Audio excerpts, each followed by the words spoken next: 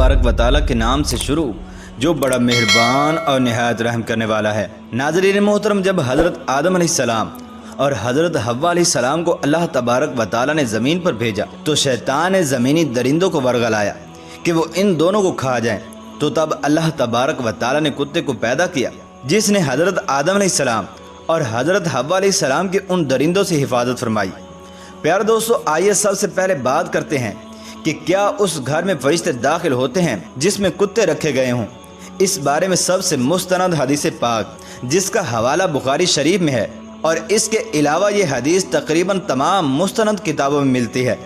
जैसा कि मुस्लिम शरीफ, सुनन अबू दाऊद और मुस्नद अहमद वगैरह। रिवायत कुछ इस तरह से है कि हज़रत मैमूना रज़ी अल्लाह ताला अन्हा फरमाती हैं कि एक दफ़ा हजूर अकरम सल्लल्लाहु ताला अलैहि वसल्लम बेदार हुए तो गमगीन और परेशान थे। मैंने पूछा कि हजूर सल्लल्लाहु ताला अलैहि वसल्लम क्या बात है,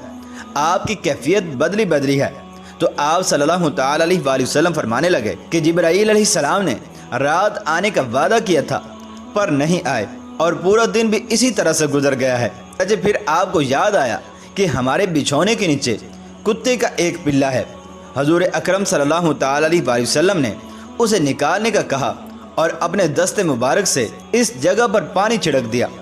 अगली रात हज़रत जिब्राईल अलैहिस्सलाम आए और कहा कि हम इस घर में दाखिल नहीं होते जहाँ पर कुत्ता हो। और एक हदीस पाक में हजूर सल्लल्लाहु ताला अलैहि वसल्लम ने फरमाया, जो शख्स शिकार, रेवड़ की हिफाजत या खेती की हिफाजत के अलावा कुत्ता पालता है तो इसके अजर से एक किरात कम किया जाता है। नाज़रीन मोहतरम, साबित हुआ कि घर में फरिश्तों के दाखिल ना होने, बर्तन नापाक करने और दूसरी बहुत सी वजूहात पर कुत्ता घर में रखने से मना किया गया है, लेकिन सिर्फ 3 सूरतों में रखा जा सकता है: शिकार, खेती और मवेशियों के लिए। अल्लाह तबारक व तआला ने इंसान को अशरफुल मखलूक़ात बनाया है। अल्लाह तबारक व तआला ने इंसानों को वो सलाहियत नहीं दी जो जानवरों को सलाहियत बख्शी है। इंसान को अल्लाह तबारक व तआला ने ऐसी आँखें नहीं दी जो फरिश्तों और जिन्नात को देख सकें, लेकिन ये जानवर जिन्नों और फरिश्तों को देखकर अंदाज़ा लगा लेते हैं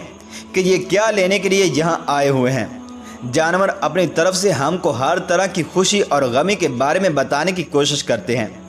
लेकिन हम लोग जानवरों की ज़बान को समझ नहीं पाते कि वो क्या बोल रहे हैं। जितने भी शैतान और जिन्नात होते हैं वो रात के वक्त ज़मीन पर हाजिर होते हैं और जब सुबह की अजान होती है तो सब जिन्नात और बलाएँ वहाँ से भागना शुरू कर देती हैं। ये मंजर देखते ही कुत्ते रोना शुरू कर देते हैं और कुत्ता जब किसी इलाके में बहुत ज़्यादा अजान के वक्त रोना शुरू कर देता है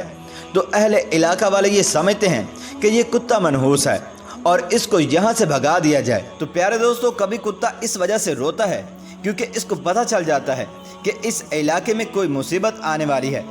इसलिए कुत्ते इंसानों को पहले से आगाह कर देते हैं कि इस इलाके के अंदर कोई ऐसा होने वाला है जो कि नहीं होना चाहिए। और जब अजान होती है तो इस जगह से शैतान और जिन्नात भाग जाते हैं तो कुत्ते उनको देखते ही रोने जैसी आवाज़ें निकालना शुरू कर देते हैं कि इंसान आगाह हो जाएं कि इस इलाके में जिन्नात ने कुछ न कुछ ऐसी हरकत की है कि जिसकी वजह से कोई मुसीबत रोनुमा होगी। प्यारे दोस्तों, हजूर अकरम सल्लल्लाहु ताला अलैहि वसल्लम ने हमें इस बात का हुक्म दिया है कि जब तुम कुत्ते को भौंकते हुए सुनो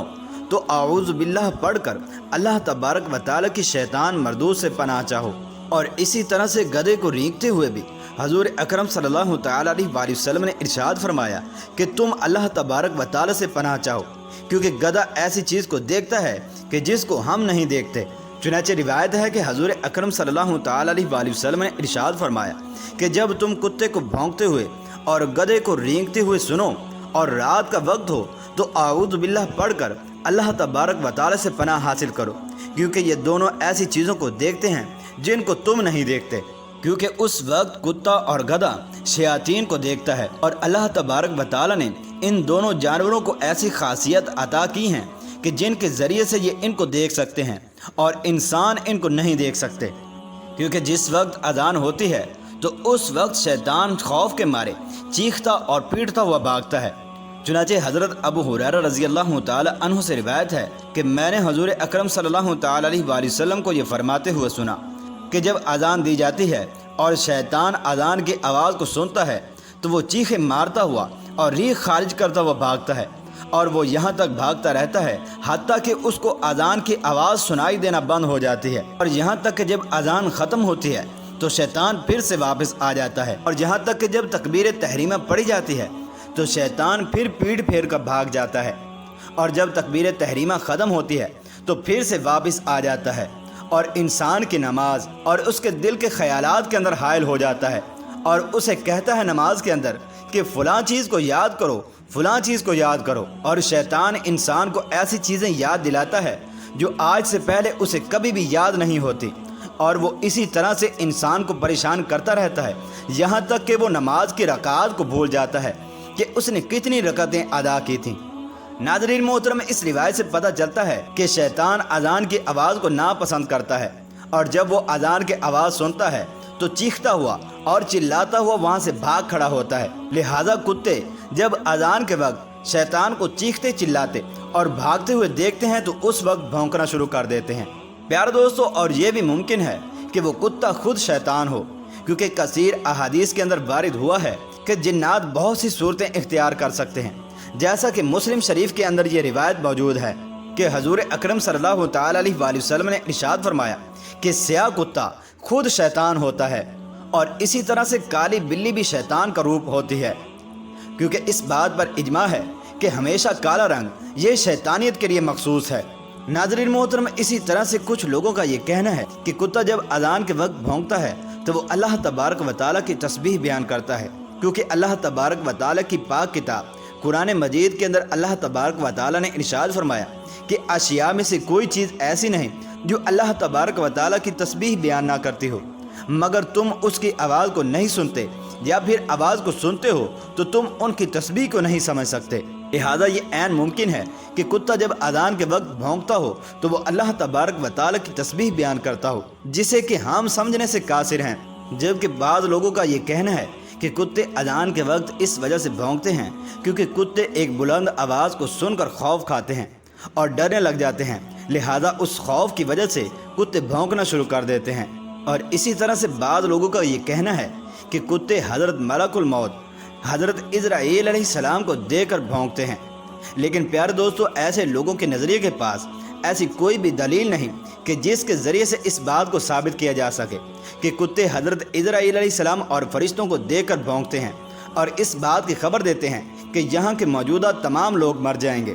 جبکہ ایک حدیث کے اندر آتا ہے کہ حضور اکرم صلی اللہ تعالی علیہ وآلہ وسلم نے ارشاد فرمایا کہ جب تم مرغ کی آواز سنو تو اللہ تبارک و تعالیٰ سے اس کے فضل کا سوال کرو، کیونکہ وہ اللہ تبارک و تعالیٰ کے فرشتے کو دیکھتا ہے، اور جب تم گدھے کو رینگتے ہوئے سنو تو شیطان مردود سے پناہ چاہو، کیونکہ وہ ایسی چیز کو دیکھتا ہے جس کو تم نہیں دیکھتے۔ ناظرین محترم، ان تمام تر روایات سے اتنی بات تو ثابت ہوتی ہے کہ کتا شیطان کو ضرور دیکھتا ہے، لہذا اس وجہ سے وہ اذان کے وقت بھونکنا شروع کر دیتا ہے، کیونکہ احادیث کے اندر بھی موجود ہے کہ شیطان اذان کی آواز سن کر چیختا چلاتا ہے اور وہاں سے بھاگ کھڑا ہوتا ہے، اور وہ بھاگتا رہتا ہے جہاں تک کہ اسے اذان کی آواز آنا بند ہو جاتی ہے۔ پیار دوستو، اللہ تبارک و تعالیٰ سے دعا ہے کہ اللہ تبارک و تعالیٰ ہمیں صحیح قرآن و حدیث کا علم عطا فرمائے اور پھر اس کے مطابق عمل کرنے کی بھی توفیق عطا فرمائے۔